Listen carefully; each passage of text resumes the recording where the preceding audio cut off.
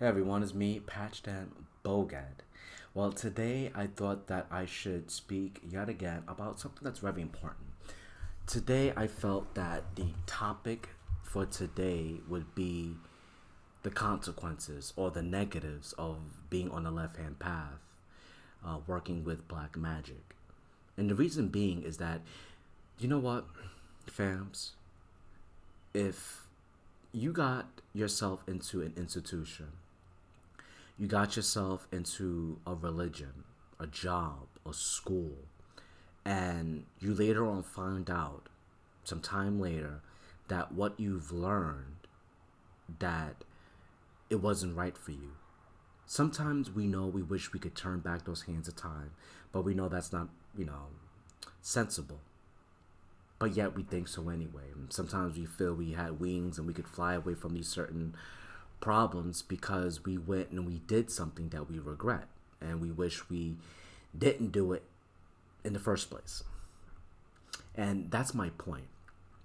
My point is when we are on the left hand path, there's consequences. First and foremost, I'm gonna come out and say it, and yes, there is. Because I'm gonna trek very slowly, carefully, and selective for your better good. Because some of the mistakes I've done, I don't want you to do. Okay? So with that said and done, notice what I'm saying. Yes, there are consequences. Like for example, no one should come to the left hand path and wanna dedicate their lives to Satan with the idea of you have to give of your essence. Either it be of blood, number one, your sexual essence, whatever have you. But those are the two that I can name of. The reason why I'm saying that is that when you give your life force to a demon, and especially when it's in connection with the pact, you have to think before you do that because there are consequences. And the consequences is that if you do, in fact, make some sort of vow, some covenant, some contract, if you will, with a demon, and you break it, you better believe there's consequences for that. That's just how it is. Even I know that, but yet I made that mistake. I made that mistake because I didn't know any better. It's a good thing that Satan knew about it. Fact, Satan time and time again helped me to appreciate there's no going back. I didn't know exactly what that meant. It wasn't as a threat, but a forewarning. I did some research to only find out that he is absolutely correct. And what I mean by that, or should I say what he means by that, is that you don't have to do a, let's say, a blood rite or give of your sexual essence, excuse me, um, to every pact, or should I say to any pact with a particular demon.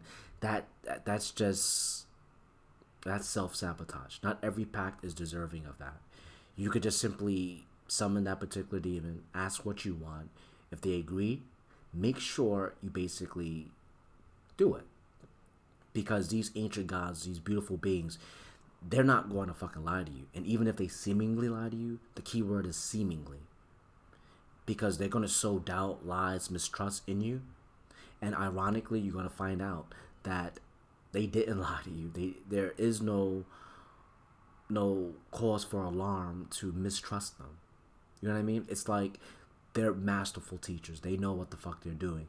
Hell, you could kind of understand why people call them daemons. I mean, from my experience, I use that word daemon and demon interchangeably. I don't use the word demon in a derogatory way, but I use it because that's the classification that everyone use, and it's nothing racial about it. And I know that the demons know what I mean by that, and that's all that matters. But that's one thing that I would talk about as far as one of the negatives when it comes to being a part of the left hand path and working with black magic. You have to do your homework first, even though I practically just told you, but you still want to go ahead and make sure like that does not happen. You see, and I did it. It wasn't cool, but I realized that I ended up working it out, in the long run, because I have a really good teacher, Satan, and it's a really good thing that I'm able to be in good hands. But yet, even if I wanted to leave, I can't, because, like Satan says, there's no going back, and that's as a forewarning. Now, the next thing I'm going to say, and the last thing I'm going to say about this topic, or this one point, because we're not done going through the other points, is that you have individuals that when they think about stuff like this, is this next point. Notice this.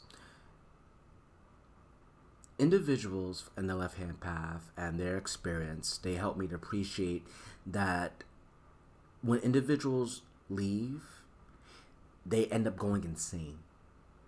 And they go insane due to the fact that I'm breaking that oath, that covenant, if you will. And a covenant is a very archaic way of saying your vow or that contract with that particular demon. Now, I've never explained it in that way, only because I never experienced it. But however, for Satan to repeatedly tell me time and time again as a forewarning, he's not just saying it for the sake of saying it. It's almost as if like he's backing what others are saying. But if you want to take my 2 cents, I also believe that if you do that, it's like an individual that's been married for a very long time. If that mate dies, you see, they may have been like a financial supporter. See, your life is turned upside down. And now you have to support yourself financially, and life could be very, very hard for you. Now, it's more or less the same thing, but regardless, there is consequences, either which way that you think about it. If you see the logic in what I'm saying, when I'm able to put it in my own words by means of like breaking or severing that bond, that tie, then yeah, your life is going to be turned upside down.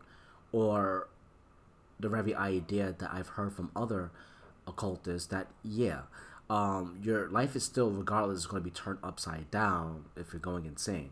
So you don't want to end up doing that, because that's not cool. And I say that's not cool because you didn't do your research. So do your research first, and do know not everything, in summary, is deserving of some sort of vow or some essence of yours. It's, you could just make your yes mean yes. You know what I mean? Now, my next point would be what's also negative about the left hand path or black magic is a lot of people will use black magic in ways to hurt other individuals for the most pettiest things. You know what I mean? It's like, I could understand if you do chaos magic, bane magic, whatever it is you want to call it. You want to hex someone. Dude, you're not going to hear me judge you. But I do understand that when experienced occultists speak about the threefold law and the fourfold law and things of that nature, they said that for a reason. And just like Miss Stephanie O'Connelly say at her site on YouTube, it does make a lot of sense. And I'm quoting her because she made a really beautiful point. And her point is that these experienced occultists are saying that is that it's more of a precaution. Not caution to the wind, but precaution to those who are new, who are just getting into the left-hand path working with black magic. Because when people do black magic for very petty things, like their girlfriend and boyfriend or whatever you're interested in broke up with you, and I know it's pretty hard to control those hurt feelings, but they end up getting into these black magic and hurting the other individual with very dire consequences to themselves. Hence, it's really karma, if you really think about the threefold law. It's more like a scare tactic that works. So instead of being petty and allowing life to unfold, and perhaps, your relationship and connection with that person could perhaps heal or get better, or you could just separate and you could move on with your life, you have individuals doing it for very petty reasons. Because I remember even hearing Miss Stephanie talk about how, from her experiences, how individuals, they would to go ahead with this black magic, and what ends up happening is that they would do whatever baneful magic, chaos magic, because this guy beat her up. All right, fine. He had no right to do that, and you're justified in your own right in doing that. Okay. So now you do this black magic. Now what ends up happening? Well, so as the story continues, they perform the black magic. The guy, gets what he deserves. He gets into some sort of ordeal, car accident, and he gets hit, goes to the hospital, and then eventually he dies. Here's the kicker.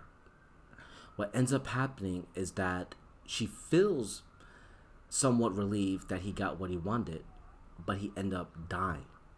That's not what she wanted. So now she feels incredibly hurt, distant, and all this other negative emotions. And that is why the threefold law is put in place. For rookies, for newbies to not to do that. You see why I say that there are negatives to black magic and to the left-hand path? Because you have to really watch what you do. And people that don't do so, they end up having these consequences put upon them. And no wonder these individuals, they run back to mainstream religions thinking that it's all Satan's fault, whereas in reality it's really yours because you didn't fucking comprehend anything. And another thing I like to talk about is people misunderstand how benevolent the demons are. The reason why I emphasize the word how is because I've learned this. And what I've learned is that, first and foremost, you're working with a dark spirit, or a dark and beautiful divine. I'm sorry. I had everything mixed up in my head. But a dark divine, a demonic, someone who, by their nature, does things obviously by dark means. We're not saying diabolic. We don't mean like they're going to kill your family. We're not saying like they're going to kill you. Nothing like that. But dark means termed in this way. In order for them to teach you your lesson, they're going to hold back truths. They're going to mislead you, not in a way to hurt you. It's going to hurt anyway, but not in a deliberate way where it's like it's malicious, but it's to teach you. Now, the reason why I say that is because that example builds up. Because they do things like that, and people misunderstand it, and they find it very hard to believe like there's any good in them. Because they literally, just like what happened to me at the beginning of this year, before the coronavirus, Satan took away my job. If I wasn't as experienced as I was, or if I wasn't, let me repeat that, if I wasn't as experienced as I am now, and I didn't know any better, I would have thought that, wow, working with this demon really fucked me up. But there's a good and bad to that. Yeah, he did fuck me up for good reason. I don't have a job right now. I'm still unemployed. But yet, according to Satan, he did what he was asked to do. Mind you, it's 5 years in the making, so yeah, I want some headway in my windfall coming around this time, because 5 years is a very long time, which is still reasonable amount of time, because it's not a small amount of money that I asked for, so it only makes sense that you're going to wait some fucking 5 years. But my world was turned upside down. So in other words, I was expecting something like this, because remember I said there's building blocks. If the demon is capable of, and there's air quotes, lying to you, then they're capable of taking your job away. And mind you, they're both done in such a way where it's not diabolic. They didn't do it maliciously. They did it because you're putting your well-being, your welfare into their hands. You don't have another choice. Otherwise, you would went to someone else, but you went to them, and they're simply doing what they're told. You know what I mean? Unless she was very specific. I wasn't specific. That's why I'm making this video, because I'm really trying to forewarn individuals by looking at the things they say and they do in the left-hand path in her magic, so they understand what's going on. But yet I see the good in it. That's why it's like it's a good and bad. It's a consequence to it. You're gonna get what you want because it's sacrifice. But at the end result, the end of that tunnel, you're gonna get literally everything. Literally everything. And then some. And that's the beauty of that. Because I don't have the windfall just yet, but how things are going, it just seems as if like it's just going according to plan. And I'm going closer. I'm getting closer and closer to it each and every day, each and every year. And that's the best way to look at it. Now, finally, I thought that if I move on to my next point, is that you want to look at how you view yourself. What I mean is this, and this is what I've learned.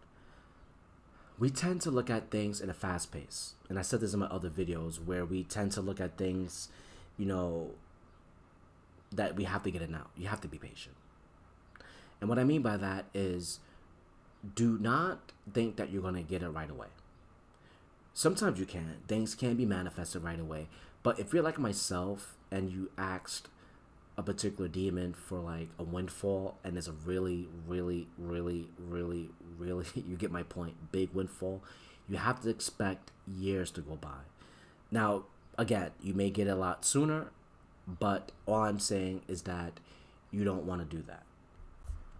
And what I mean by not doing that, well, think about it. If you're not patient and you're worrying about it 24/7, then that's self-sabotage. And if you're that individual that's not really understanding how the astral world works and how to manifest things into this world, then that's not going to work out for you, because you should know that it takes time for that to happen. And you need to improve yourself along the way. And it may take years for that to happen.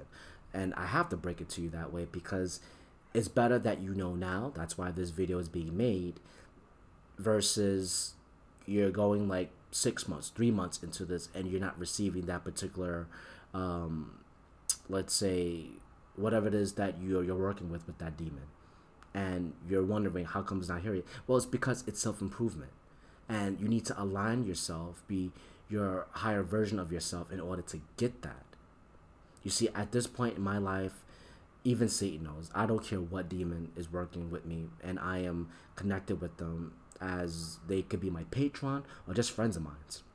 You see, these demons know, like, the things that I'm working with right now, they're really just very small changes.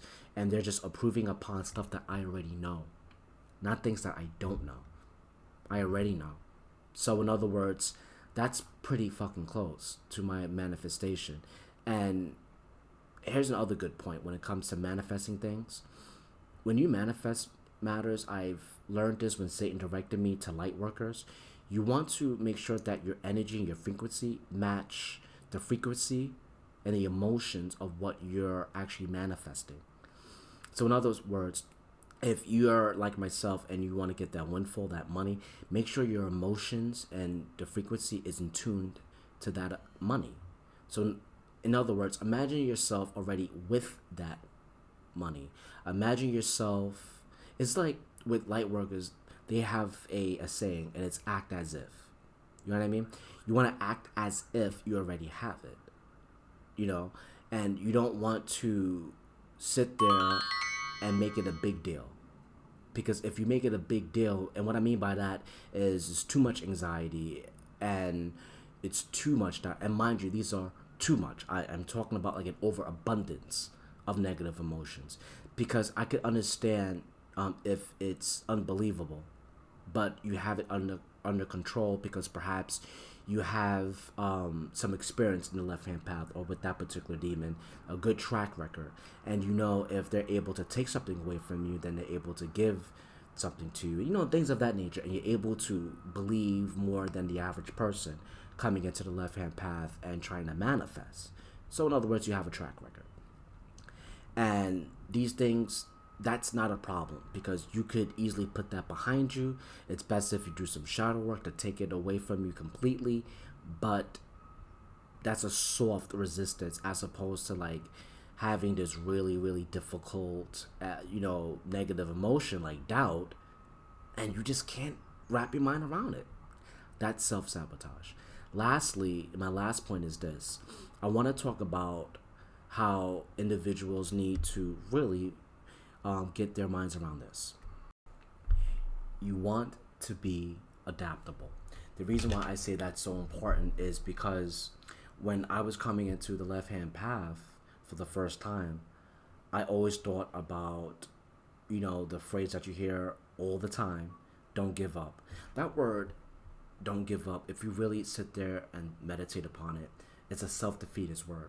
In other words, we're drowned by it in our media, social media, same thing, music, the stuff that's played on the radio, in the gym that we go to, whatever, even our parents, it's in our nursery rhymes not to give up. But here's the thing: if you're a thinker like me, sometimes you need to give up. You know what I mean? And you really want to think about that. Why is Patchan Bogad saying you need to give up at times?